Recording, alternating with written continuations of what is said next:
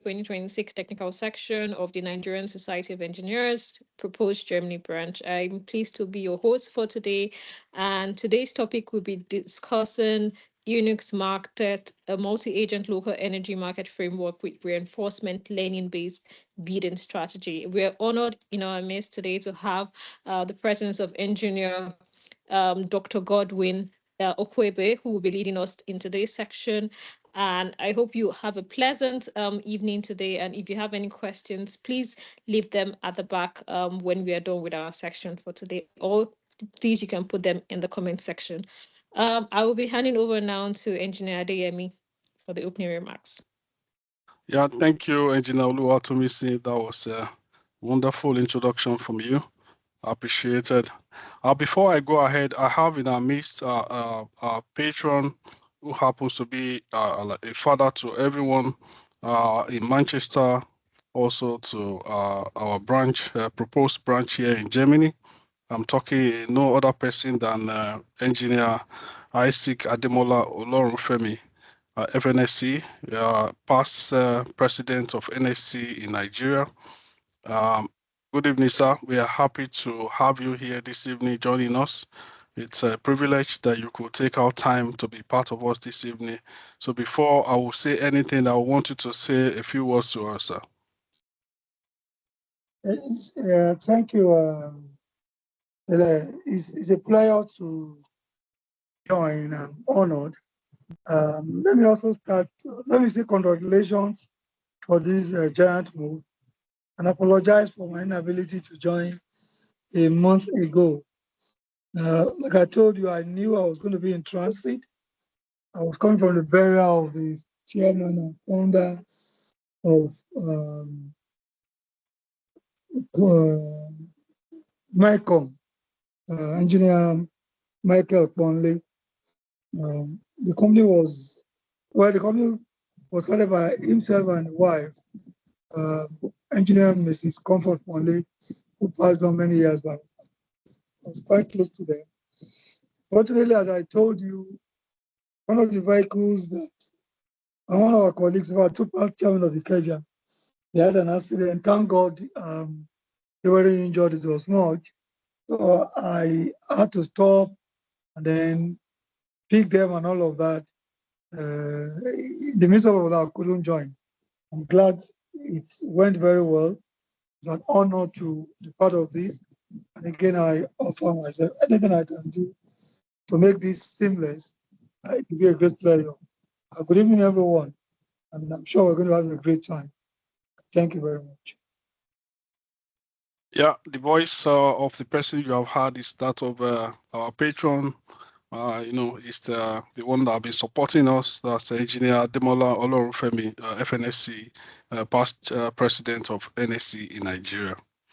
I want to start by saying thank you to everyone for joining us this evening, wherever you're joining us from, Nigeria, Germany, UK, all over Europe, wherever you are in South Africa, wherever you're joining us from. We want to appreciate you, for taking our time to be part of us this evening.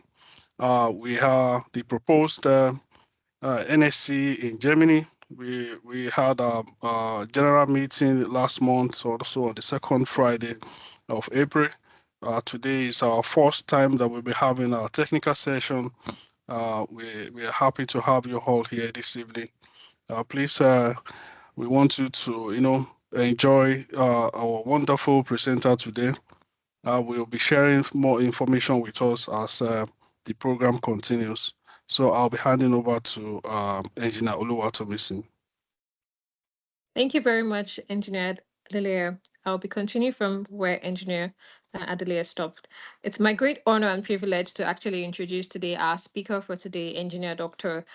Godwin Okwuibe, a distinguished Nigerian German engineer, researcher, innovator in the field of energy systems and power engineering. Dr. Okwuibe holds a Bachelor of Engineering with first-class honors in electrical engineering from the University of Nigeria, Nsukka, and a Master of Science in Power Engineering from the Technical University of Munich, Germany. He further obtained his Doctor of Engineering, that's Dr.Ing, in Energy Systems and Energy Economics from the Technical University of Munich, where his research focused on local energy markets based on distributed ledger technologies. He's currently a senior research fellow at the University of Bayreuth, Germany, at the chair of Intelligent Energy Management, where he's teaching and leads advanced research in battery energy storage systems, flexibility markets, and real-time validation of energy systems using hardware in the loop technologies.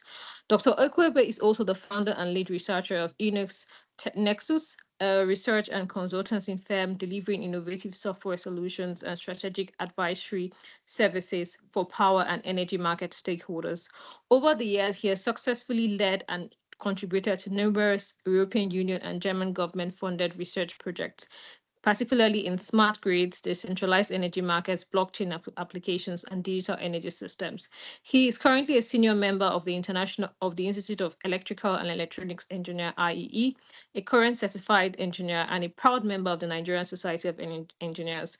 Dr. Okwuibe has authored several high-impact journal and conference publications and is a recipient of international recognition, including a Best Paper Award in the field of future energy solutions. Dr. Okwuibe's work continues to contribute significantly to the global transition towards sustainable and intelligent energy system. Distinguished colleagues, please join me in welcoming Dr.Ing Godwin Okwuibe as he takes the stage for his presentation.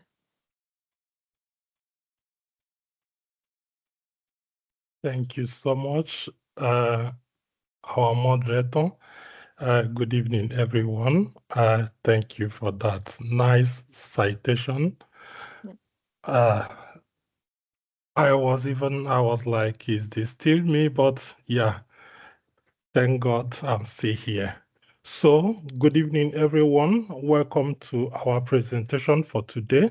Can you confirm that you can hear me very well? Yes, Yes, we are loud and clear. Okay, today I will be speaking on the topic EUnixMarket, a multi-agent local energy market framework with reinforcement learning bidding strategy. So today I will start with introducing myself, then go to few funded projects that I worked on that are also related to the topic of today, but then to the motivation of what we want to study, introduce the topic, then the model that I wanted to introduce today with few examples, and then we conclude. Then I think our moderator has already done justice to this, getting to know about Godwin Okwuibe. The only thing I would like you to know is that currently, based on my research and my work, I started a blog a few weeks ago where I'm posting about European energy market, the importance to show how the market will go, and maybe as a kind of consultancy and advice to market traders to know what is happening in the market. So what have I done during my work as a researcher? So the first project I would like to introduce to you today is decentralized redispatch. So this is a project we did with Fraunhofer, Tenet, DKE, Office, B Storage, when I was with Oli System and as the lead researcher. So in this project, we studied how we can coordinate flexibility for the TSO. So we looked at what are the requirements. How do you aggregate small-scale flexibility from the household, from the EVs, and sell this flexibility to the tenant? To give you a rough number, this is about €5 million project with about 8 consortium, and yeah, it lasted for 3 years. And within this project, we were able to identify some new ideas and learn also how we can be able to apply something like zero knowledge proof, how we can coordinate flexibility and sell it to the TSO in what we call Redispatch 3.0. So in the next project that I would like to introduce you to is a grid sensitive energy community coordination, GRECO. So this is a project with the University of Freiburg, Hochschule Offenburg, Fraunhofer ISE, Badenova Net. And in this project, we looked at how do we coordinate the local consumers, the local prosumers, so that they can be able to offer flexibility, but now to the DSO and not TSO.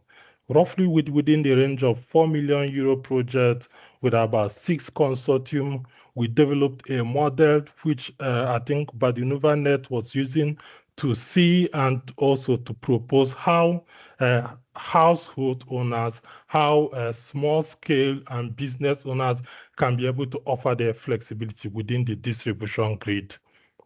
So the next project was the project which I did at Hochschule Reutlingen, and this project is decentralized identity management. So in this project, we looked at how do we enable DID such that in a smart grid, you can be able to use something like so that DSO can be able to coordinate the energy trading in a smart grid. So, but the major research here was, it was all about digital identity. How do we have a digital identity such that introducing it with something like using something like a blockchain network and enable encrypted identity such that household owners or smart grid can be able to participate in decentralized energy trading. Going further, one of the projects that I also did during my PhD is a BEST project. It's called Blockchain-Based Decentralized Energy Market Design and Management Structure, with about 8 consortiums still funded by the German Federal Ministry of Economics and Climate Protection. Within the range of also 5 million euro, we looked at how can we be able to enable household and maybe small scale business owners to participate in something like regional electricity market. So this was what we studied, and we're able to show that, okay, within the DSO of a region, that regional electricity market is possible if you apply the necessary requirements. So we also looked at, okay, what do we do? What are the various platforms that we can develop? So we looked at, okay, we can introduce something like pooling platform where the participant can be able to say their energy requirement, what they want to do, what they need within the energy system. They can also use their bidding agent to create their bid and offers. We have a centralized market where everyone comes to trade their energy. This is a little about the few projects to give us idea of this research, what has been happening in this area and my research so far. So going forward, starting with what I have for you for today, I would start with my motivation. This is what we already know: centralized electricity, centralized grid evolution. But this is how we all know that electricity works. You generate electricity, you transmit it, you distribute it to the household. Very simple. We are all comfortable with that. Who are the participants? The participants are the large power plants.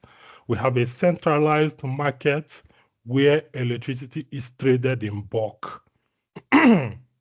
And at the distribution level, we use the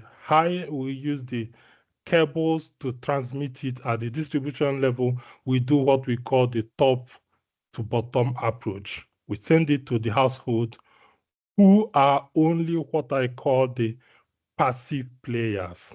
They only pay for what you tell them to pay for. They do not contribute. They have no say of how the electricity market works. Look at the European electricity market, how it works. We have in the centralized market, you can have a bilateral trading agreement in a forward future or power purchase agreement to buy electricity ahead of time. You can trade in the forward market, you can trade over the counter and also on the exchange. You can trade day ahead market. That means you are buying electricity 1 day before the consumption. You can trade in the intraday market. That means you are buying electricity few hours before the consumption. You can trade in the balancing market. This is like a real-time market, and they have also the market coupling, transmission control, redispatch. All those things are what comes in for us to ensure that we have a stable grid. This is how it works now, currently. But what happens? We are currently proposing, and we are on the way to transit to what we call the decentralized transition.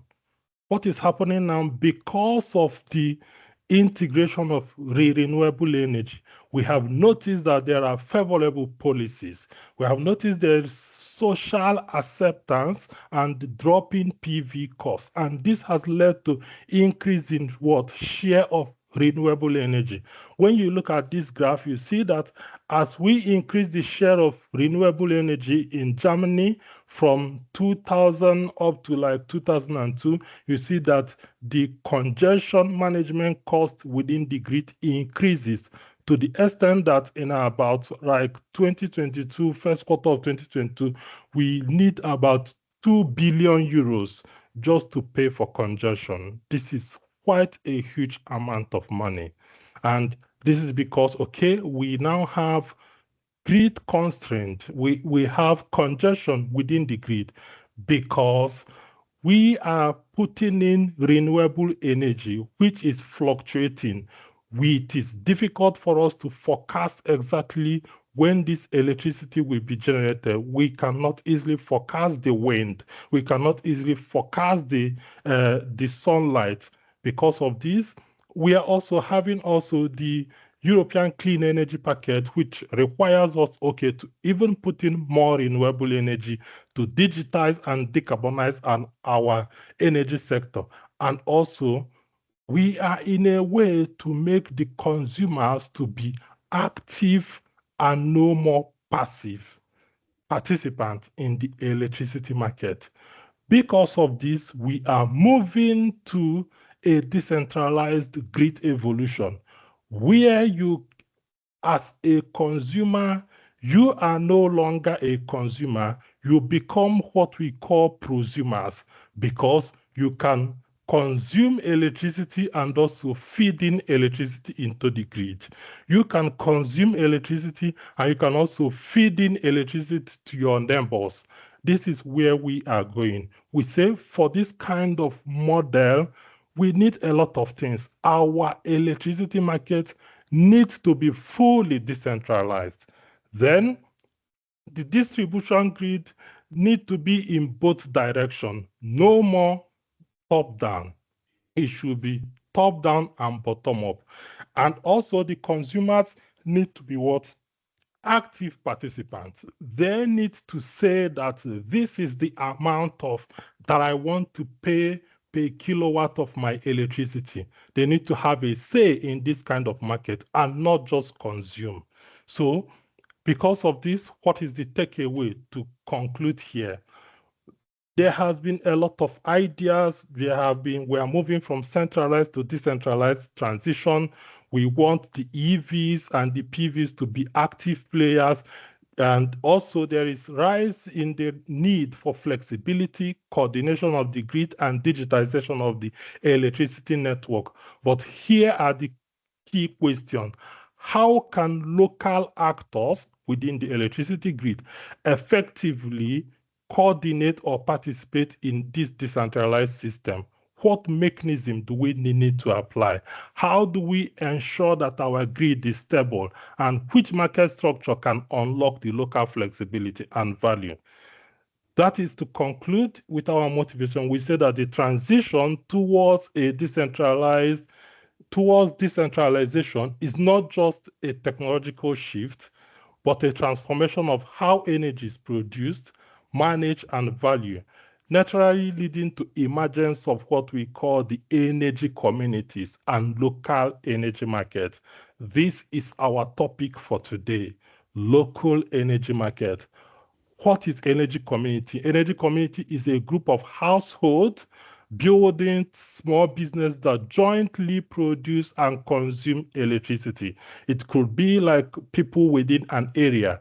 They should have their autonomy. They should have decentralized decision making, and they should be able to coordinate themselves.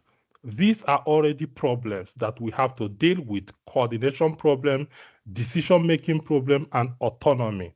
Then within an energy community, we could introduce local energy market. This is a kind of market that is digital marketplace that allow members of energy community to trade energy and flexibility locally before interacting with the wholesale grid. So looking at this as a local energy market, what we need mostly, we need a market operator. We need a platform where energy is traded. Just like you have in your Amazon, we need where it needs to be matched.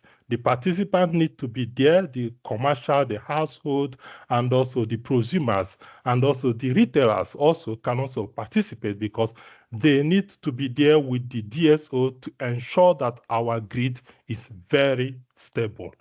Why do we need local energy market? We need local energy market because we need to trade energy during the post-EEG time.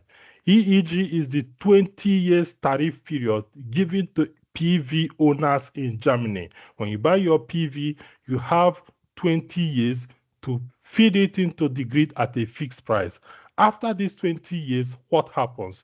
You need a place to always sell your electricity. Imagine removing all these power plants from the grid. Eventually, there's going to be a problem. So we need to create a place where they can trade their electricity after the EEG. We also need to retain local economy, create local electricity balances, and involve local electricity traders, that is household owners, commercial consumers, so that they participate in electricity trading. To summarize with this section, what have we seen? We have seen that energy communities enable local generation, sharing, and also participation in electricity trading. We have also seen that, local energy market can also allow local balancing, flexibility, utilization, and also peer-to-peer trading, and also increasing roles of prosumers in this electricity market. However, we still have some challenges. How do we have a market design? Is there a standardized market design? How do we effectively match bids and offers?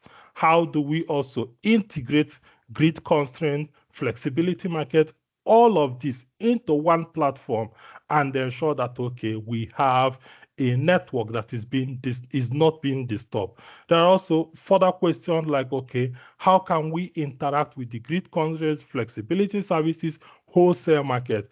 This is the future plan. But in today's topic, I'm looking at critically two questions. How can we design a scalable local market mechanism or a local market platform? And how do we ensure efficient matching and pricing in this kind of market? To conclude this, I will say that to address these challenges, we propose a structured and integrated trading framework, EUnixMarket, designed to enable efficient, scalable, and intelligent local energy trading. EUnixMarket is a Python-based platform which I developed with my team. It is open source, is on GitHub. It is what you can play with if you have idea of the topic we are saying, and you can also use it for your own research at your own time. What do we have there? We have at the household level, and we have developed model that you can also test within household level. We have your bidding agent at the household level, which tells you buy this quantity of electricity at this price. We have the optimization model that optimizes the household and say, now we have to optimize our household such that we consume at this time and produce at the other time. We also have the control, which ensures that all our devices follows the requirement which has been developed by the optimization model. The flex agent is used to make bidding and offering to the flexibility market. So we have it like, okay, there's electricity market where electricity is traded, and after the result of the market is being sent to the DSO or whoever that is responsible for the local grid to simulate the behavior of the grid. And whatever constraints they have can also be sold at the flexibility market, where flexibility is being traded. So these are the features of our framework. It's a single framework, integrated. The market models are dynamic. You can put in your own market model. You can put in your forecast model, optimization engine, and test it to see how the performance will be. How does it work? First, you have at the agent level, you could create your user identity. We have the agent, we have the Redis is used for the communication. We have the exchange, which is where the market mechanism is. And also we have the transaction manager, which is used for managing all the transactions within the network for creating transactions. So first, we create the users. The users subscribe to Redis through Redis pub and sub. It does this, and then in the same way, the exchange creates a market credentials, and now through Redis publishing, say, okay, now the market is starting. Let us trade. Once the exchange triggers the market, all the participants create their bid and offers. That is all of the agents. They post their bids through Redis into the Redis framework, which now at the end of the market, the exchange goes to the Redis, collect all the bid and offers. When it collects all the bid and offers, the next thing is to tell them, okay, now the market has ended. We are going to read the bid and offers and match them. After matching them, it creates a transaction of all the matching and send it to the transaction manager, where all the transaction is kept. The result and statistics of the market is also sent to Redis for everyone to see, okay, this is what we have. This number of participants, we are matched, this we are not matched. And at the end, everyone goes to Redis to get the statistics as the result of the market. Going forward, this is how the time sequence will look like. At a time slot X, a user can submit for the next two markets. Like now in this 15 minutes, you cannot trade for this market. You trade for the market of the next 30 minutes. So in this way, we have time to match all the bids and offers and also to publish within the market. So when this is done at X+2, the energy is what exchange between the participants within the local energy market. So going forward, we are going to look at how we used reinforcement learning bidding strategy. For instance, in this market, we have introduced, okay, this is how the framework works, this is everything. But now, for a user that is participating in this market, this user needs to decide the price of electricity. They need to decide the price they would like to pay or receive per kilowatt hour of electricity within the market. So for this, we reviewed different bidding strategies. We started with random bidding strategies where the users can randomly say, I want to buy 1 kilowatt at 0 cents, at 1 cent, at 30 cents, randomly bid. We analyze to see, okay, this is the performance of the market.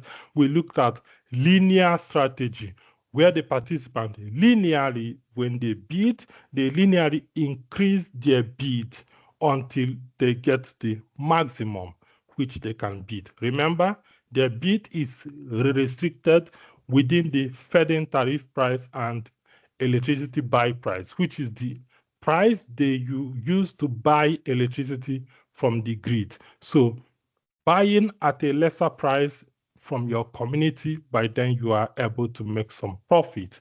So now we review decentralized optimization, decision, the distributed decision making, and also reinforcement learning approach.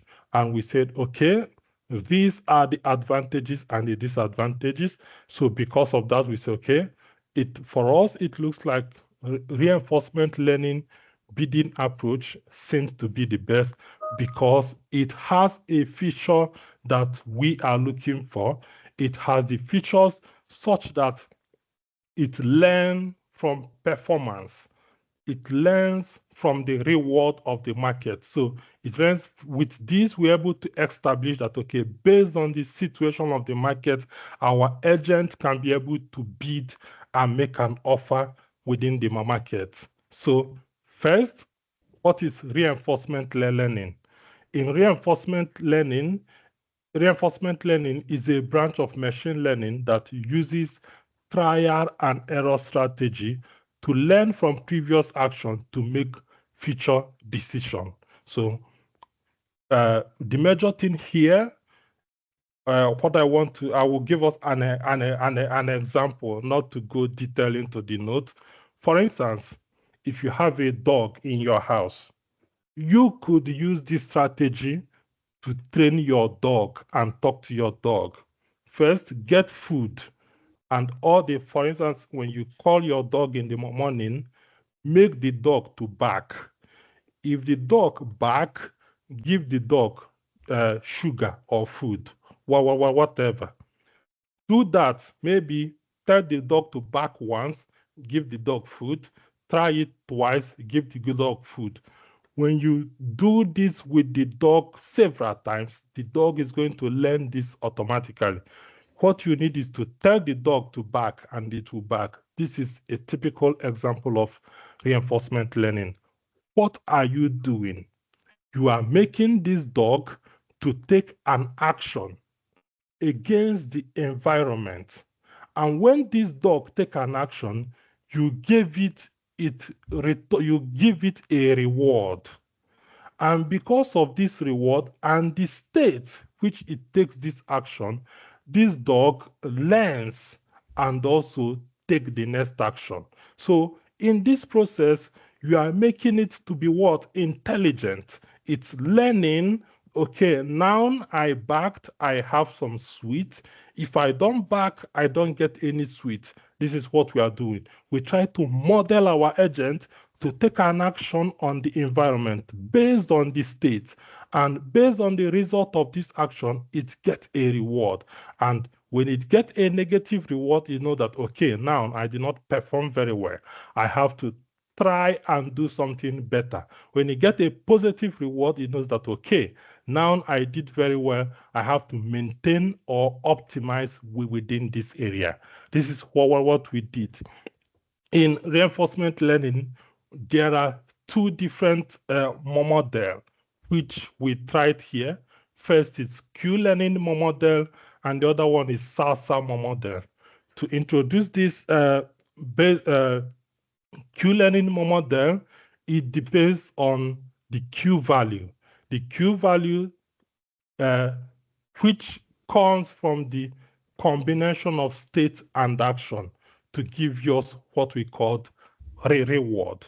So now here you have to create your Q table and initialize your Q table and then start with what you can exploit in different ways.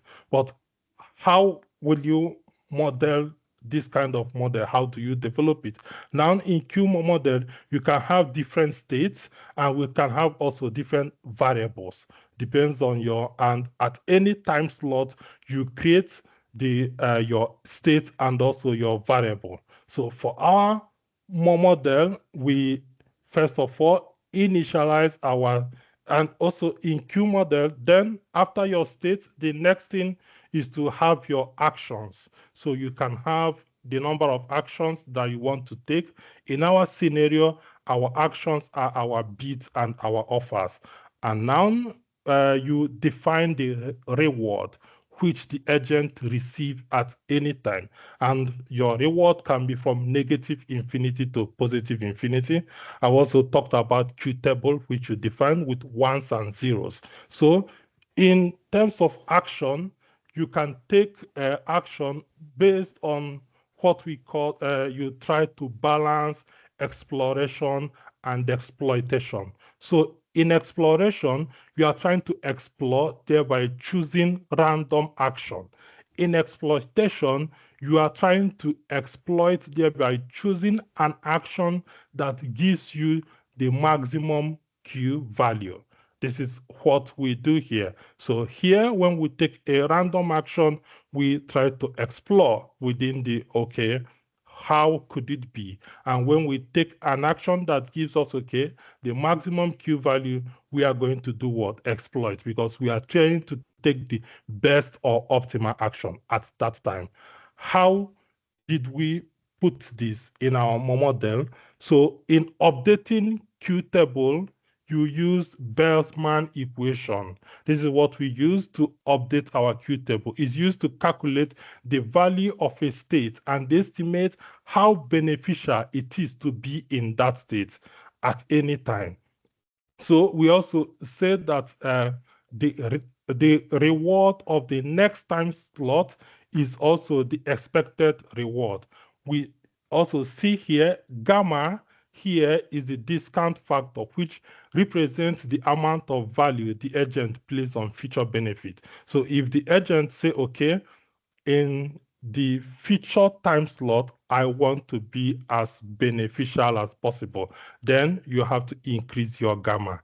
You have to say, okay, now I have to increase my discount factor.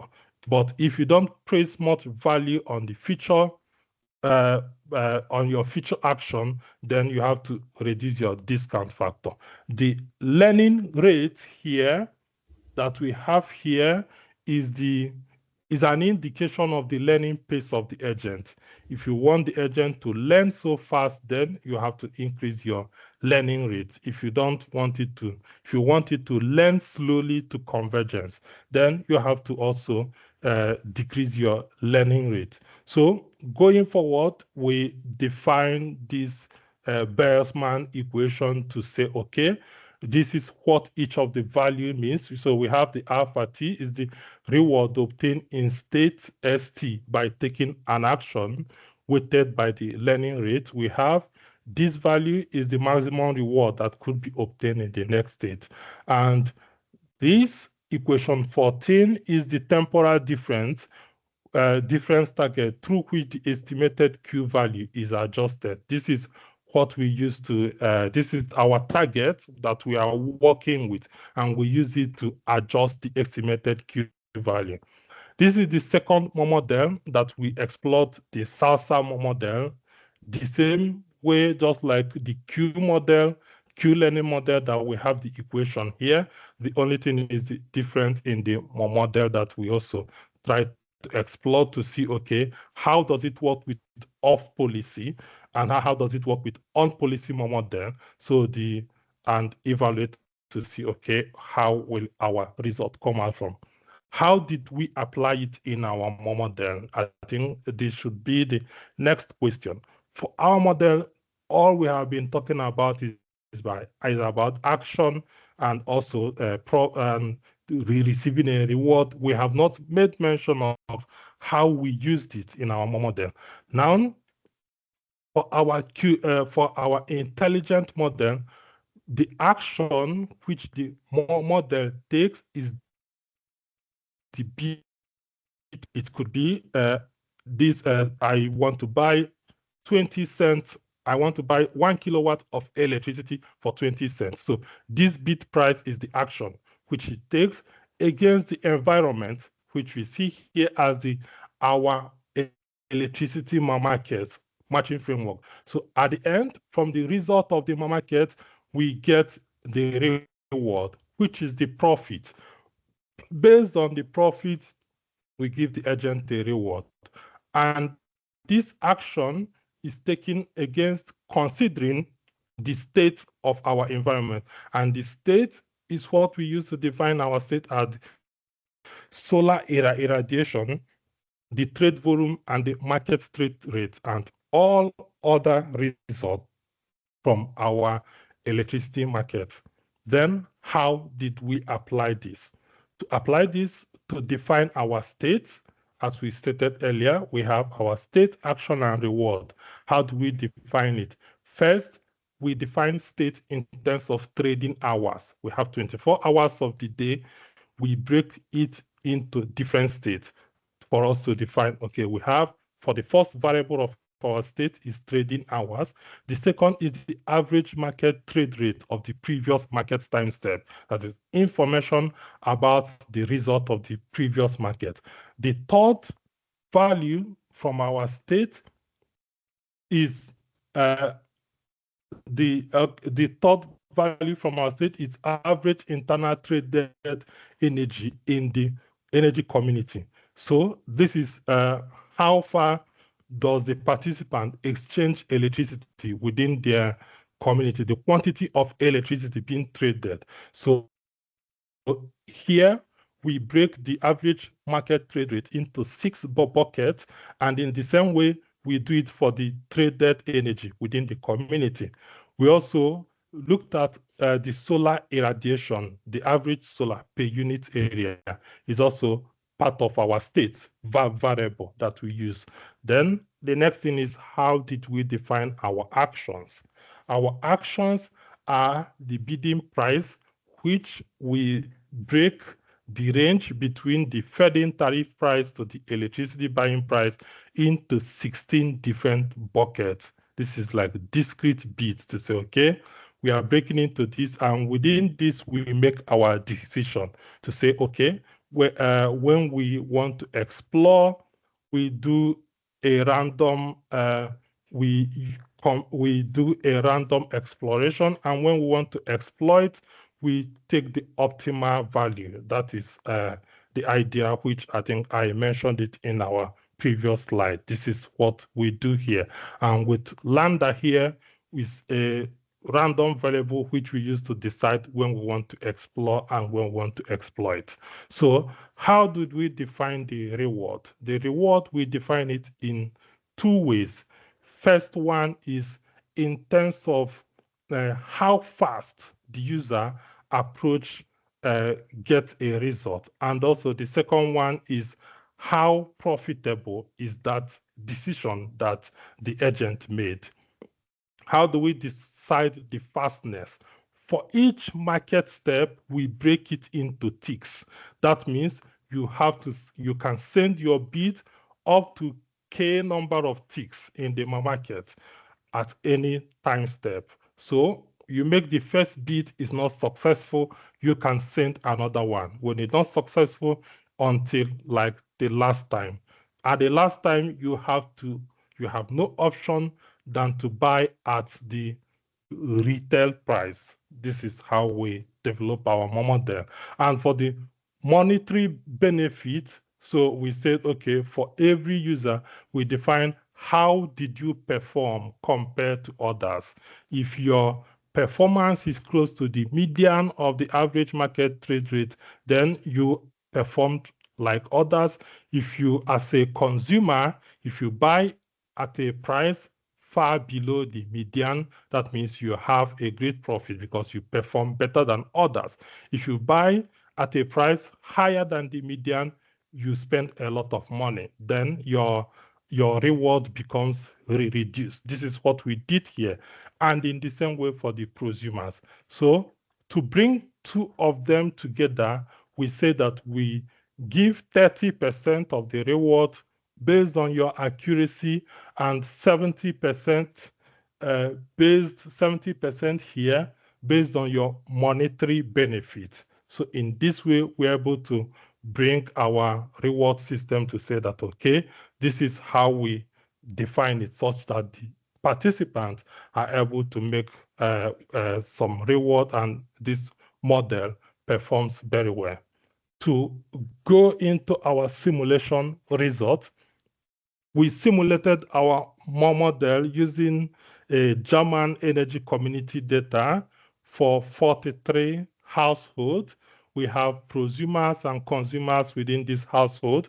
So we experimented it based on different bidding strategies. We started with baseline strategy where the participants bid randomly. Then the classical strategies that we have developed, which is the classical Q-learning and SASA model.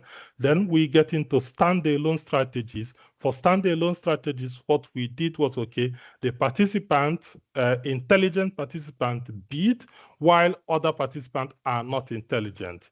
In this way, we wanted to establish how intelligent that user is. So we also did a shared reward strategy where we say, okay, instead of everyone bidding in order to get a reward for themselves, why don't all the participants bid towards a common community goal, that is making benefit for the whole community and not for themselves only? So we define this, we explore this for different training and testing models.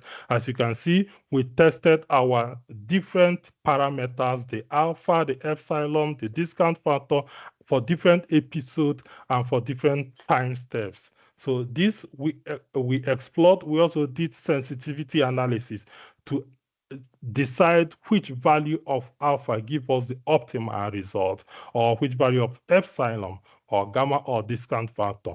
That is the essence of our sensitivity analysis.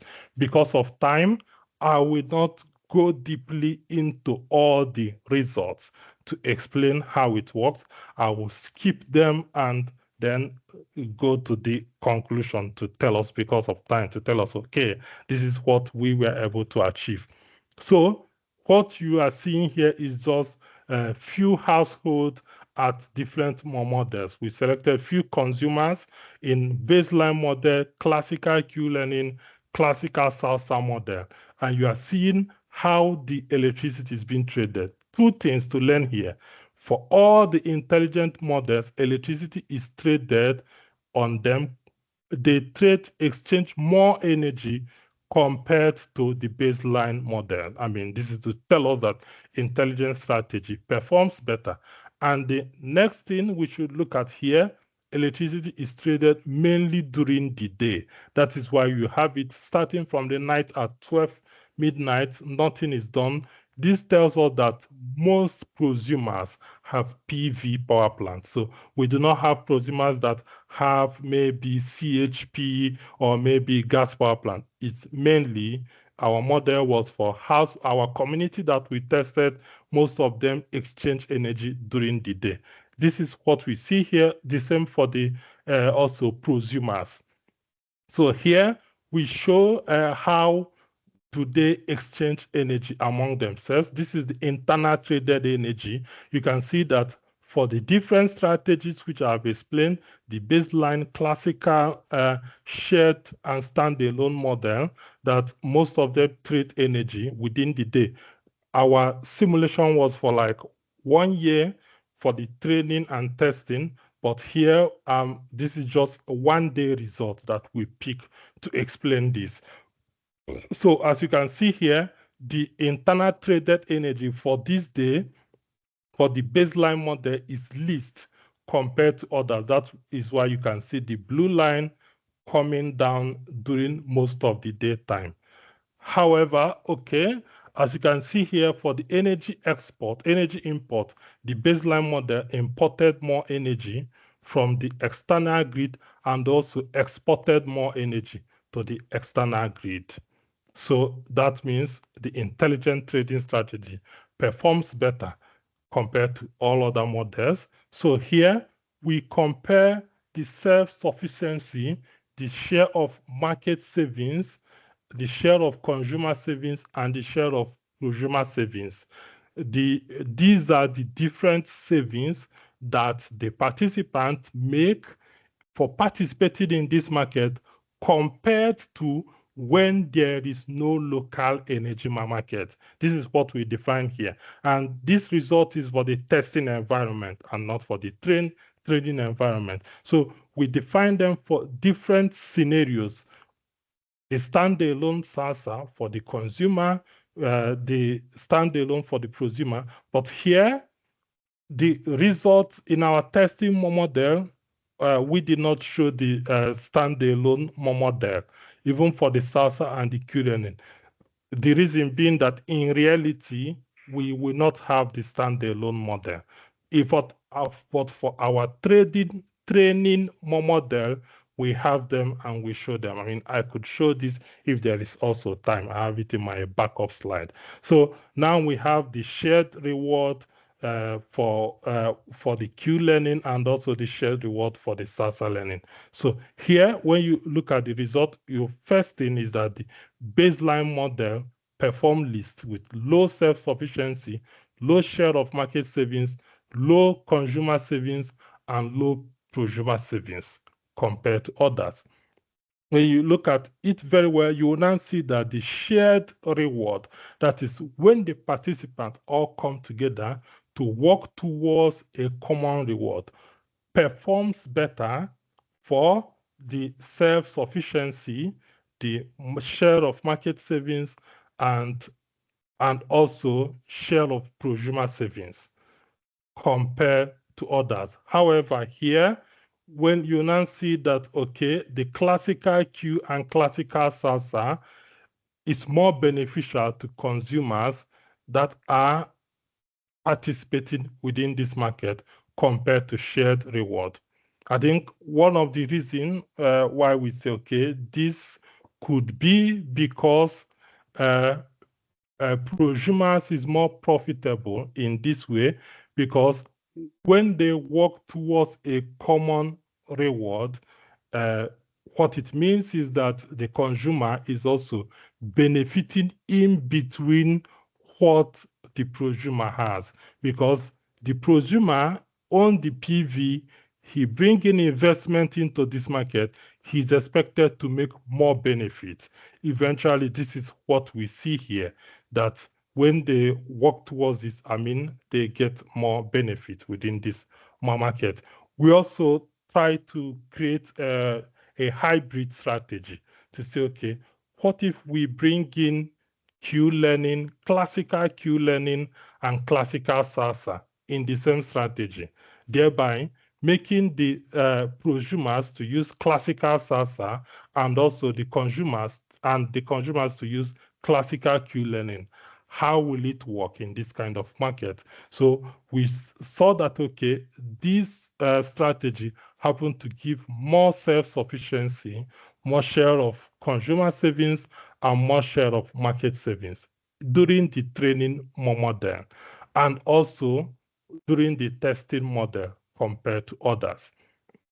So in concluding for today, I would say that, okay, what have we done during this time? We have been able to develop different bidding strategies based on reinforcement learning, at least to evaluate the performance, and also to answer the research question, which bidding strategies are most suitable for effective performance of local electricity market. And to answer this question, we say that intelligent bidding strategy is more effective and what creates added technical and economic benefit to the local energy market participant compared to random or linear strategies. This is our first establishment. And for the second one, we say that, okay, the most effective performance of the local energy market is obtained when the intelligent agent within the local community make their bidding towards a common goal. This we establish with the shared reward model. When they perform to a common goal, they have the effective performance of the market. And the most optimal strategy is when we combine the different strategies, identifying if this prosumer should use a classical QLearning, prosumers to use classical SALSA, and consumers to use classical QLearning. And with this, we were able to conclude our findings. Our paper is published in IEEE Access, and it is available as open source paper. You can read about it to see our model. And with this, I will say thank you so much. And I'll be looking forward to your questions. Thank you. Thank you very much, Dr. Okwuibe, for that very great presentation. I can be sure that I have like 2 questions already in the chat, and I'm sure every one of us enjoyed the presentation. So the floor is currently being open for questions and answer. I already see like more than 2 hands raised up. So I would be taking those who raised their hands up first, then we would go to the questions in the chat. So if you have your questions, please raise your hands up, and then I would be going over. We have a question from Ademola. Sorry, if I do not say your full name, just maybe your first name, please pardon me. Yes, sir. Engineer Thank you very Ademola, you much. can go, sir. Yes, sir. Can you please allow Engineer Ademola Olorunfemi to please go ahead? Thank you, sir. Thank you. She already did that. Thank you. Let me correlate Godwin. That was brilliant. Because I am very proud to be a Nigerian, especially when you started from there, like most Nigerians over there, and then you got there and you are creating waves. Argue with people that Nigerians have over 99% good people, outstanding people, and a few painting our image. I'm an agric engineer, so all the technicalities, whatever, well, was eager to see the end of the presentation. I suspect we will be impressed with what is happening back home. How much electricity we have, all manners of outages, Bande, Bambi, and all of that. So it looks to me that this your model is a consumer-centric, is a consumer-centric model. That is to say, the supply is more than the demand. I think it's a reverse of our situation. So my question would be that, looking back, and you kindly please provide answer to that, because we don't have a choice as to who we buy from. You are stuck to, this is one of disco, they call disco. You need disco, you can't go to the best disco that is even close to your house, unlike MTN, Airtel, and all of that. So how does it relate to us? And how much help have you offered to Nigeria, or can you offer? So that actually is where I'm going. Thank you very much. Okay. Yeah, thank you so much for your question. I already know that, normally this is usually the first question I get. Looking back home, how can this be applied? So now, based on the current state of my model, it cannot be applied directly to Nigeria's situation. Yes. But now, but the idea introduces a new business model to the Nigeria situation. So now, imagine now telling people that it is not just about installing a PV panel. PV is selling in Nigeria. Everyone wants to install PV in their home. Imagine telling them it is no longer about your home. You could actually make some business from it. Imagine, for instance, I see in Nigeria, people like you are in agriculture, people have like farms, they install PV in their farms. Most of those things, when I looked at the numbers, they are not optimal. You see that people waste a lot of PV panels, install it more than they required.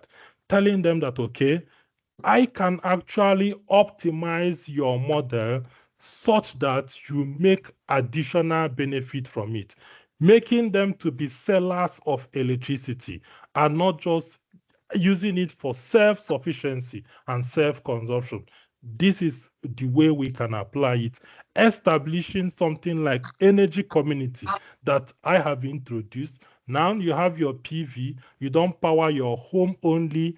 We tell you, okay, we could actually have a power bank for like 5 or for the whole estate. Imagine the whole estate coming together and people install PV and you sell to your neighbor within your estate. Because of load shedding, you cannot connect to the outer grid, because when there is no power, you are going to have system collapse. So now you can model a small estate, a small energy community, call it energy community, and you see people exchanging electricity, buying and selling. People will be willing to invest in this kind of business when they see that they can make money from it.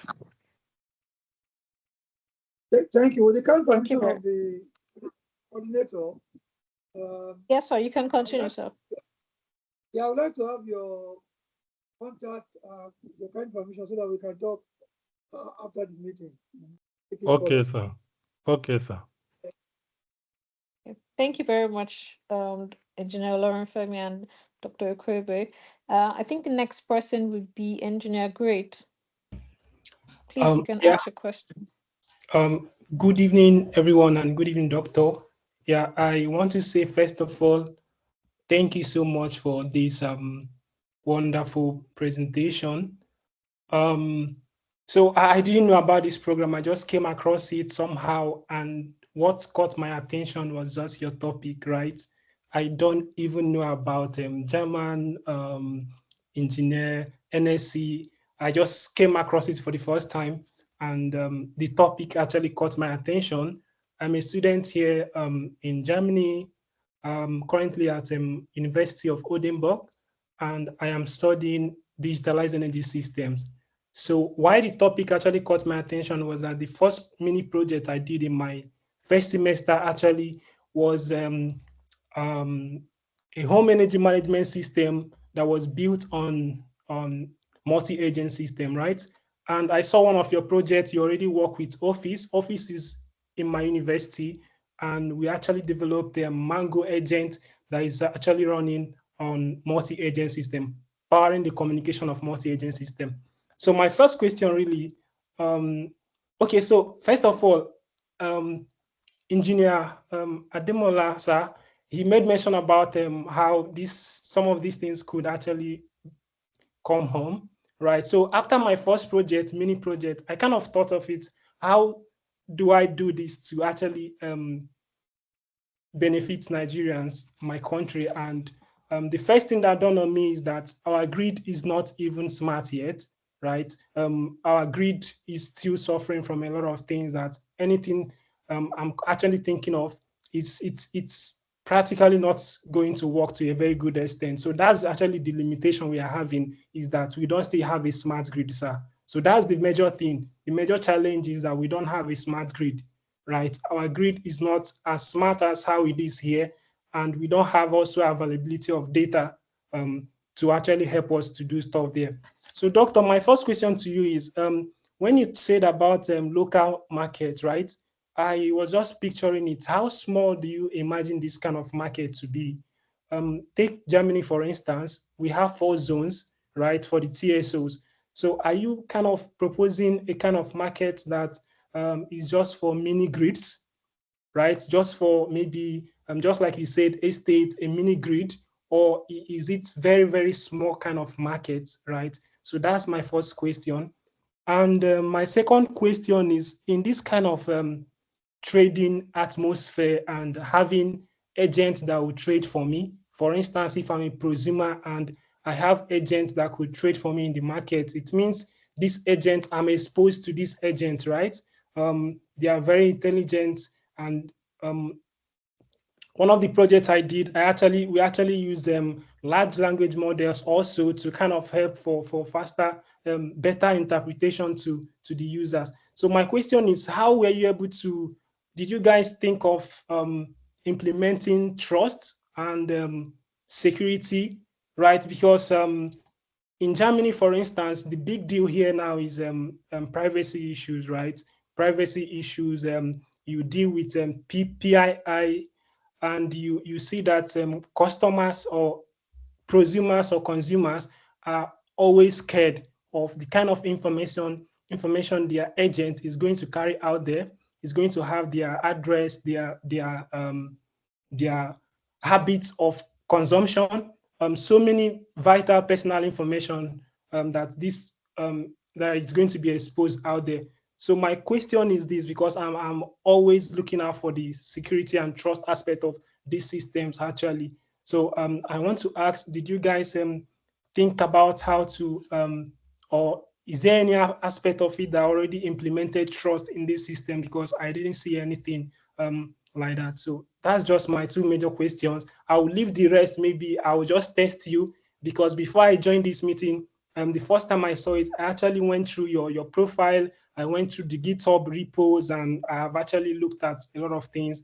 And I was actually happy. So I said, okay, I will be here today, and maybe later I will just reach out to you, because what you're doing is my passion here, and it's just what I want to do. Yeah, thank you so much, sir. Okay. Thank you very Yeah. much, Engineer Great. Yeah, thank you very Okay. much. Yeah, Engineer Great. Yeah. Okay, yeah, thank you so much for your question. I will start with the first question. So, looking at it, I think today I move deeply into the agent trading. If when you look at it, I introduced the market, but I did not talk about the market. So I have a lot of works where I studied different market models. I started with, I've studied centralized model, hierarchical model, advanced clustering model. I've dealt with it very well. And now I will tell you, it depends, it will depend mainly on the policy to define the market locality. Look at it. The closer you are to each other, the better for you. That is why we say local market. But my own will be like, okay, within Germany, once you start going from state to state, you are now in regional market. It's no longer local market. This can be argued at any time. Locality depends on how you define it. In one of my works, what I did was to define market in hierarchical model. And now, in this kind of hierarchy, we say, okay, behind the meter is a market. Outside of the meter, within the street, is a market. Outside the street, for the post site, according to Germany, is a market. So now, as you move from one market to the other, you now know that the electricity, the trading distance is increasing, and you begin to pay more and more tariff, or what we call is not distribution fee, because it's called grid fees, because you pay more fees for the DSO or TSO to transport this electricity from the production to the consumption. So the more you are to your locality, the better for you. It will be easy or better for me to sell to someone within my street than for me to sell to you in Odinburgh. I mean, when I sell from Bayreuth to Odinburgh, I mean, I am almost not solving this congestion problem, which we stated earlier. And we know that the congestion problem is majorly because we produce a lot of electricity in northern Germany because of the wind power plant and PV in the north, while we have high industries in the south, like in Munich. So transporting it from Hamburg to Munich is what caused a lot of this congestion. So now, the more closer you are to your consumer, the better for you. So I hope I answered that first question and it's clear. Yeah, you did. So for the second question, we have really studied a lot on privacy, security, and trust. Just that I did not go deep into this particular work. In this particular work, we used blockchain and trusted execution environment to establish security. In this model, we said, okay, now for the participants, when if you know that I own this address and you know when I buy electricity and the quantity I buy, eventually you will know when I will be at home to consume that electricity. I know it's a problem, but now blockchain provides opportunity that, okay, we say that, okay, you could secure this transaction while making them transparent. But on the other hand, what are you making transparent? If you put everything on the blockchain, everyone will see everything. Then how do you make people to trust it? Then we introduce TEE. We did this project with Integrity, a Switzerland company. So what we did was, okay, we have Intel model where we make the transaction and you can verify it in that model. However, when you come outside, what we do is we hash the result and put on the blockchain. So what you see on the blockchain is only hash. So when you get the hash, you go to integrity model with this processor that was produced by Intel. You compare the result and you will see that no one falsified the market. If you want it to be proof, you go to the origin, get our open source model, put in the transaction, and you will see the same results. This is how we're able to prove to you, okay, we can safeguard this kind of market to this extent, and we can prove to you that, okay, it is safeguard. We also did digital identity, DID, where we use SSI to, okay, prove to participants, especially that we use zero knowledge proof to prove that, okay, this transaction worked. And you will see that, okay, we prove to you in a zero way, but you don't see the whole transactions. This we have done in different projects. Especially, I think this one we also did with Office Guys, with your company. All right. Thank you, sir. Thank you very much. So before I go ahead, please keep your questions very short, very direct, so that we are mindful of the time. Engineer Ahmed Mohammed, please go next. Okay. Yeah. Thank you, Engineer Okwuibe, for this wonderful presentation. So let me say like 10 years ago or 15 years ago, so within our community in Kano, so we have something like this energy market where a guy bought the Meccano around 20 kVA and he was selling it at around 200 naira to each houses. The idea was people to just use for lighting maybe and charging of phone. But at the end of the day, the thing got collapsed because people started putting loads, iron, electric. So already I'm asking how is it possible for this market to be implemented in Nigeria? Because I told you we had similar in my estate 15 years ago, and after 1 month, the gen got collapsed because of the load. Okay, I would answer you directly. Why it collapsed was because it's his own centralized business. It's only his business. If he has involved every other person, what we are preaching is that, for instance, now, if you have this market such that it is only DSO in Nigeria, that, okay, for instance, EEDC, Abuja Electric, when they put this thing, the people in the streets, they will do it however they want. But for instance, if I am involved, what I mentioned to Prof earlier was like, let it be a kind of estate. Let all the participants, let there be no passive. Let them become active. It should be their own. Everyone should come in to see that we are doing business together. When everyone is involved, they are not going to use it in a wrong way. They will have a binding agreement. They will know what to use. They will be trained on how to use it, and all of them will participate. And I can assure you, when they see that this is a business for all, no one is going to put in something that will destabilize the grid. Okay. Okay, Thank you very much. I hope your question was answered, Engineer Mohammed. Yeah, thank you. Okay. So I would just take the next question, then I'll read the questions in the chat. And the next question will be from Engineer Inoli.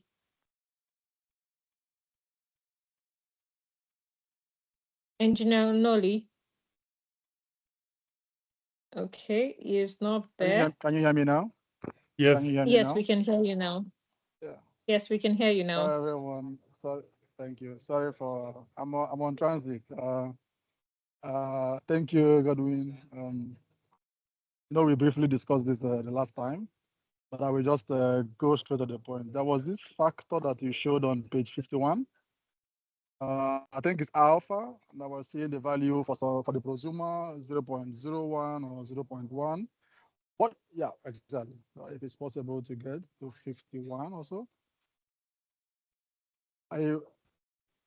So my question will be from there. So what is this factor based on, particularly? What is this? Because you said there's a factor that enables us to explore, or some other term you used again, but what is this factor actually based on? Okay, the alpha here is the learning rate.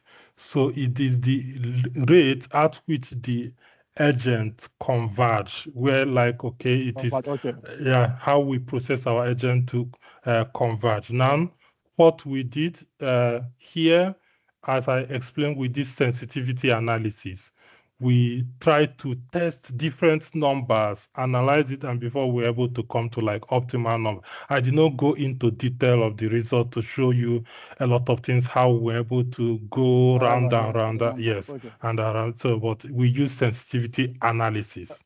Okay, so this is clear. So more like, it's more like you're trying to quantize to see the optimal to find the optimal value. Like you can see here, here you can see here we tested a lot of them to see how do they converge, which one is coming to a better value. But just know that these are the rate which we define with equations, and we tested different of them. Yeah. So basically it is purely numerical. Purely yes. Okay, good. So that is my main, because I was thinking that maybe it's dependent on a particular thing. So no. My main question is on the states and actions that you define. I want to go to the engine part. Excellent presentation for sure. But I want to go to the engine part where you were considering some different states. And then one of the states you were considering irradiation. Of course, from the solar things, you are also making some studies and the case studies with prosumers and the consumers and this kind of scenario. Is there any particular factor? Yes. So I can see also the energy, the traded energy per hour, this kind of thing. Is there any state condition that you considered in this model that comes from, I will say, the political, that maybe probably reflects the political impact, which proportionally comes from, let's say, the issues that we are currently having in terms of the material sourcing, the cost of materials. For example, what is happening now in the Strait of Hormuz, how this impacts on the prices of renewable materials, this kind of stuff. Is there any factor at all here that impacts us? Because we see this in the daily trading, where the issues that we are having currently are impacting somehow directly the electricity prices we have in Europe and the different places as well. So it's impacting the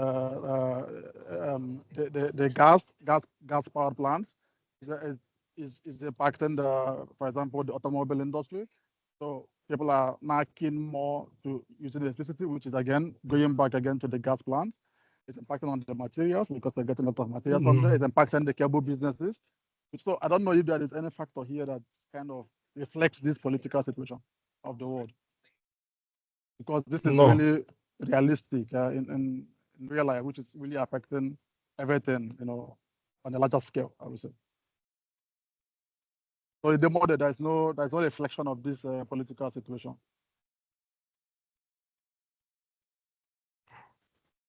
No.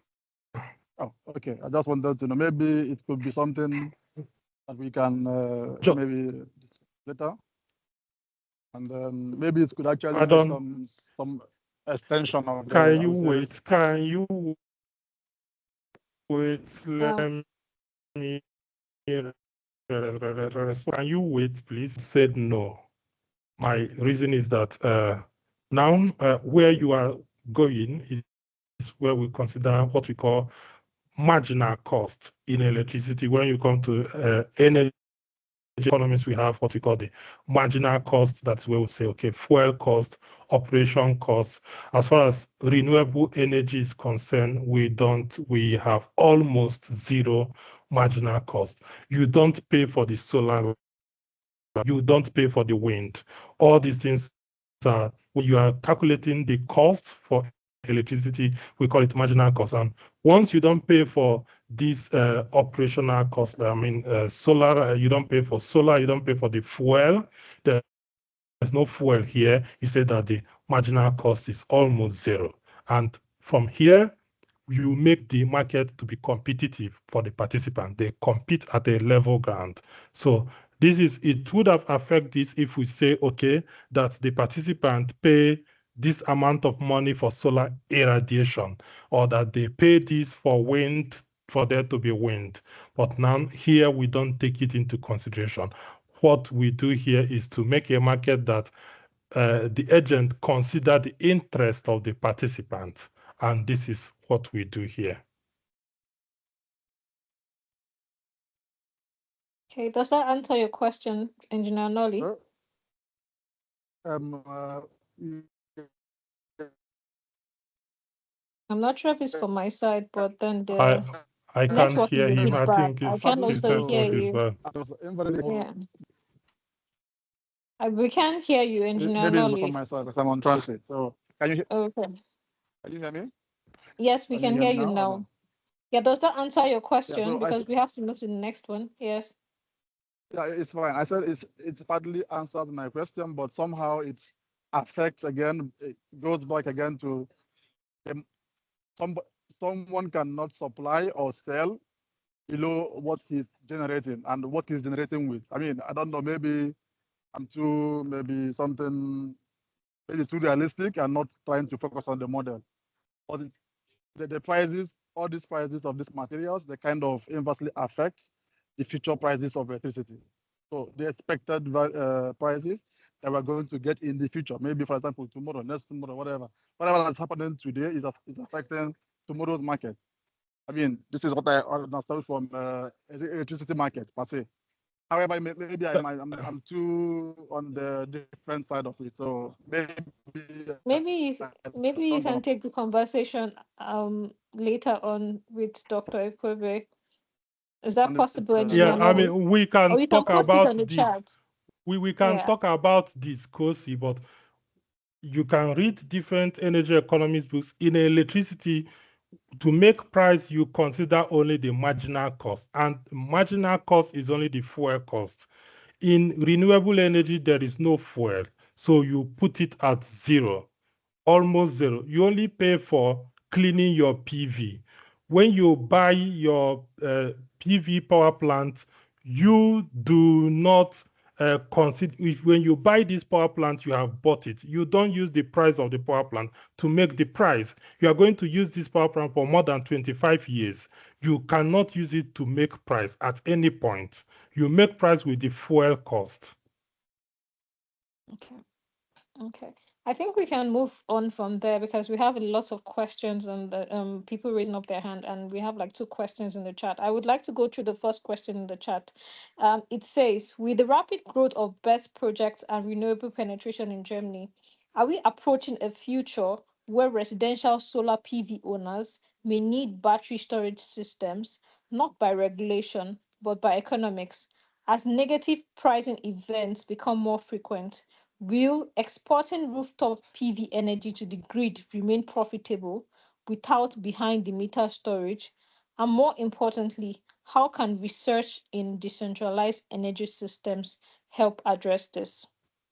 I hope you were able to get it. Yes, I would say that. A question from Engineer Kunle Oye. Yeah, yes. We are approaching that stage where I mean, you store energy and you sell it. I mean, you sell it. You don't even need to store it. I mean, what we are targeting that you sell it to the grid, you sell it to your neighbor. This is where we are going, and we try as much as possible to solve this negative pricing. I mean, because when we set it locally, we try to avoid the grid congestion. I mean, this is the future.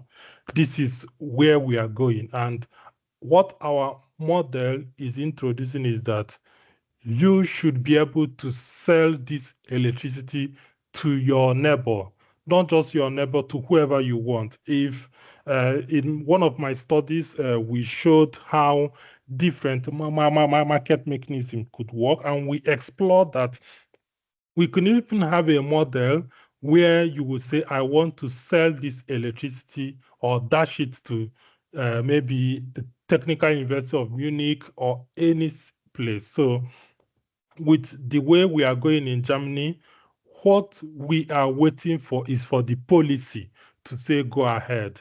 Currently, if you are following up, the policy we have now is dynamic tariff.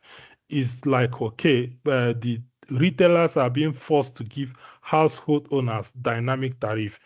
What it means is that you may consume now and pay like 20 cents. You consume tomorrow and you pay 30 cents. Your price varies depending on the time you consume. This is what they are being forced to do now in Germany. So with this, what we do in those research, we do it with these ministries, we give it to them, and we are hoping that one day they could wake up and say, okay, we are adopting energy community. It's already there in Austria. I think there's a community, they're already testing it in Austria with one of the companies that I was working with then, Grid Singularity. So I'm sure that very soon, I mean, we are going to get to this extent, because this is the only way we could make the consumers to be active participants in this kind of market. Okay, thank you very much for that answer, Dr. Engineer Okwuibe. And the next question will be Engineer Oluwafemi Otubaga. Please keep it short and simple, so that we can finish in time. Okay, thank you very much, Doctor. And everybody has asked several questions, and I won't be asking questions, but to give some observations. I have worked in a dual power plant before, and from what you have fed us today, it's an eye-opener. We've done several trainings, and I can say someone asked, the first person that asked the question, can this work in Nigeria? It has worked before, but they got some things wrong. But from your training, I could see, from your brief training, I could see several ways it could work. Because when you have several people on the market space, energy is for this naira, this one, it will be a very competitive market. So mine is that I just want to add, you can hear from the man from Kano, Mr. Mohammed or something. He said it has worked before. I've seen places in Abuja, Lokogoma and the rest, where they also sell out energy. It has worked, but we didn't get this model well. And I can see that from your model, there are lots of things that could make it work perfectly. The current president of Nigeria has deregularized is the right word. Every state can make your own energy now. They still have to kick it further and say every private entity, because for you to make your energy, there's what we call an energy license. Imagine you have these cold trucks where you have party. They come to your place, they stay there, and they freeze all your drinks and every other thing. Now imagine a truck like that with its we have trailer mounted gas power plants and so many other things drive into your place, solar mounted, different things that were popping up while you were doing your training. They come into your party, you don't have to pay. Nigeria is so funny that they give you these hours when you are paying to that event center. They give you these hours. After that, they just shut off your energy. Imagine you buying your own energy, competitive price. They can drive down there and, different things. So I'm not asking a question. I'm just saying so many things, and I'm appreciating your training, Doctor. So many things came up while you were training, and I could bubble up a lot of things. Thank you very much. I think I'll be looking more into your model to see how we can make some things work here in Nigeria. Thank you, Doctor. Thank Thank you, you. Okay, thank Liman. you very Thank you, much. everybody. Yeah. Yeah, thank you very much, Engineer Usubaga. I will just read the second question in the chat before we go to the next person raising up their hand. Yes. Is this applicable to intraday trading, day ahead trading, or both? This model. Currently, yeah, Mhm. currently, the model I'm proposing is for intraday trading, but remember, I'm proposing a model that is, I will say, because in intraday, you can trade like 6 hours ahead. When you look at my model, I say like 30 minutes ahead. This is close to balancing or real-time market, or maybe between intraday and balancing market. But however, this is for local. Intraday trading is for a wholesale market, as I introduced it earlier. I showed it. This is for a wholesale market where, like, okay, you can even trade someone from Luxembourg buying from Germany and all that. But here I'm proposing a model that we can use after this market, like after intraday, you maybe, but this is like for the local.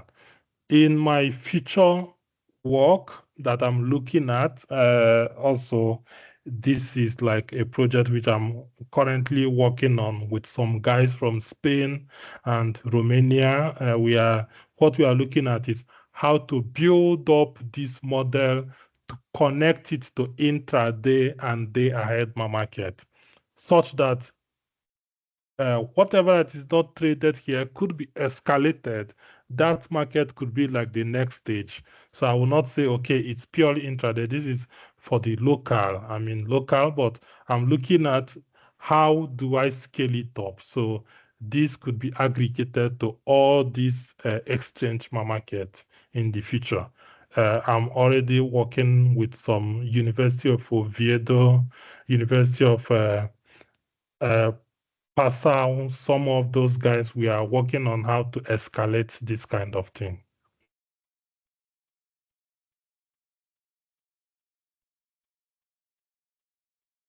You are muted. Thank you. Yeah, thank you very much. Sorry, we are really out of time now. I don't know if uh, Engineer Agu and Engineer Obe can just quickly, in one word, say their question, because we're out of time currently. I think it's Agu, not Agu. Agu. Yeah, Agu. That's what I said. Okay, so no I was problem. referring to both of them, just in Mine one is word. just very short. Don't worry, mine is just very short. So we talked about smart grid. Is German grid smart? That's the question.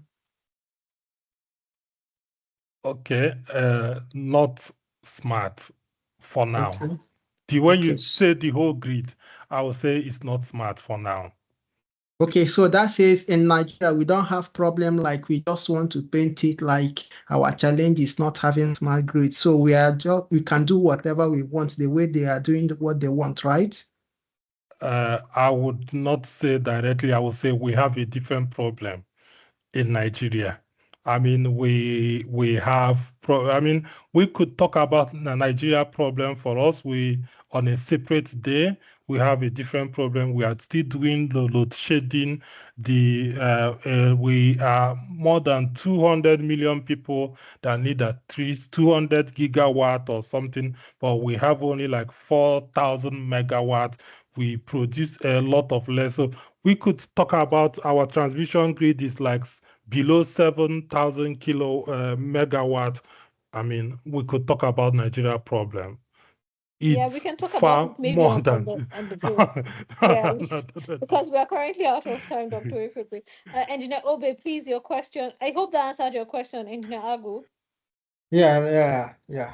Okay, please, Engineer Obe, please keep it short and simple. Just one sentence, your question, so that we can move on to the next phase of the program. Thank you, the moderator and the presenter. I don't have a short question, to be honest. And I appreciate the effort, the work that Dr. Okwuibe is doing. If I start asking my question now, it's going to be more than 10 questions. But please, just one question, please. Just one question. Okay, I'm interested in the mini grids, microgrid, mini grids for this energy markets. I'm talking of the aspect you said about having a solar. The example you gave, somebody have solar generating enough energy, can sell to the consumer instead of wasting energy. Their policy to ensure, because when you start selling, it may lead to a point where you will not have enough. And at a point, you may be the one buying. From selling, you start buying. Okay? Are there policy or are there checkmates when you start selling, because your energy is going to, your consumption is going to increase, that will be less than what you are going to be generating. And maybe you have reached an agreement for like 20 years. What plans do you have to control that? Because it's not good for you to start selling and at a point you becomes a buyer. Thank you. And Thank you very before I much, finish, Engineer. yes, sorry, you are going with this You program. can ask the question in the chat. Yes, this program is not going to, be something that you just give like this. This is something that has to be continuous, or we have to make it more progress. Okay. Okay. Yeah. Thank you, Obe. I understand your question. When you develop your model very well, you are not going to run into that kind of problem. So, for instance, do you know that in Germany like this, people go to get an ordinary contract? They call it power purchase agreement. And you see them have agreement to sell electricity for 25 years, 50 years. They have not done anything. They don't have a power plant. They just get a certificate. They just get what gives them the authority to manage this. Now, if you understand where we are going in the future, I just gave you one part of this place. I say reinforcement learning bidding strategy. When you look at our framework, it has focused, it has optimization, it has control, a lot of things. When you want to participate in this kind, there is need to focus, even in the general scenario, like, okay, you want to make a PPA and you say like, okay, my power plant will be here. You should have done analysis. You should have make focused and see, okay, this is how sunlight will be here in the next 25 years. This is how we expect wind to be here. From this, you know your output and input. So if you develop, to answer your question, if you develop your model very well, you will not see yourself in that situation. In the second way, we are looking at energy community. When I say it, I say where everyone is involved, where we bring all the participants together, where all of us are working towards a goal. We secure it, we manage it, we do everything. When we do it like that, when what is left for the local energy market operator is to say, okay, look at currently the consumption of your locality is increasing. If we want, then let us integrate more power plants. As you are integrating more consumption, you integrate more generation, then you begin to have a balanced network. It will be solved by management when you do your model very well.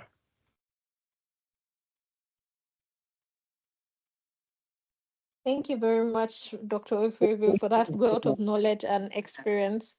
Thank you for the presentation. Thank you for everyone who asked questions. We really appreciate your time. If you have any further questions, I think you can go to the first slide. I think you shared your email already on the first slide. If anyone has any questions, if you have any further clarifications, you can send an email to Dr. Engineer Okwuibe. He's really ready to answer the question. And also the group chat, which Engineer Adele also shared, is also open for discussion. So we can also continue our discussions there as well if you want more analysis on the topic. Thank you very much. I'll be handing over to Engineer Ferdinand. You can also go to my personal website and you can reach me from there. So yeah, thank you. Thank you very much. Thank you very much for that wonderful word of experience and sharing your knowledge with us. Yeah. Engineer Adele, you want to quickly say something? You are muted. You're muted. Please don't. Thank you, Engineer Oluwatomisin. Thank you, Dr. Godwin.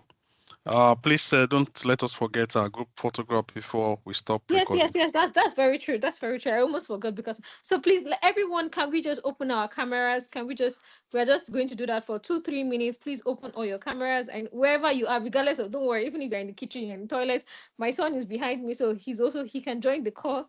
Yeah. So I also have my own son also as well behind me. So please open your cameras. I'm seeing some people's cameras are still off. Please open your cameras and I will be taking the picture. Oh, Engineer Adele, can you take a picture for us? Please, just a minute. Yeah, just a moment for Engineer Lauren Femi. Our former president wants to wear his half of us. Okay. Yes, sir. Okay, are we good to go? Okay, at the count of 1, 2, 3, we would be taking the picture. Engineer Leah, please be ready. Okay, 1, 2, 3. Okay. Yeah, Engineer Mohammed has already put the picture on our group. Okay, do you want to take another one? Oh, we're okay with that one. We are good to go. Let's, because of our time, let's go. Continue then. Thank you very much.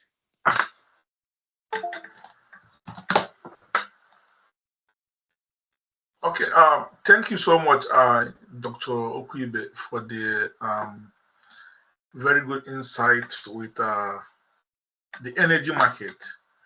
Honestly, this section is a very, very, hello, can you hear me well? Yes, we can hear you loud and clear, Engineer Ferdinand. Thank you. So this technical session is one of the best one again, and everybody wants us to be on this topic, but because of our time, and we have to do like Germans, we have to keep to the time. Thank you so much, Dr. Okwuibe. It was a nice section. So I want to also recognize the presence of our first NSC chairman, Professor Dr. Bungs. Is presently here. I would like him to say something before I move on.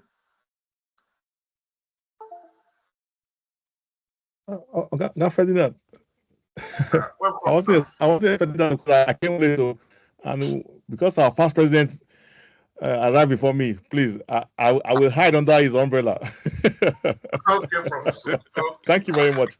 Good to see you all. I think fantastic talk, and I think we're already in touch with. I'm already in touch with Dr. Okwuibe. We are trying to work on the project together. So fantastic to hear the insight on this project. So thank you and congratulations in advance. Thank you, Professor. So I will be also recognizing the presence of our past immediate NSC Manchester chairman, Engineer Patrick Obidei. Engineer Patrick, please, can we have some word from you? Thank you so much, Engineer Ferdinand. Great presentation, Engineer Dr. Okwuibe. And congratulations to the NSC Germany team, Engineer Adeleye, Engineer Ferdinand, and everybody else. And also the lady who anchored today, I think you did a very brilliant job, Engineer Oluwatomisin. Oluwatomisin, yeah. So you did a very great job. Well done. Thank you, everyone. Thank you. So and all protocols also duly observed. So I would like to bring to our notice. Please, can you change the slide to the membership?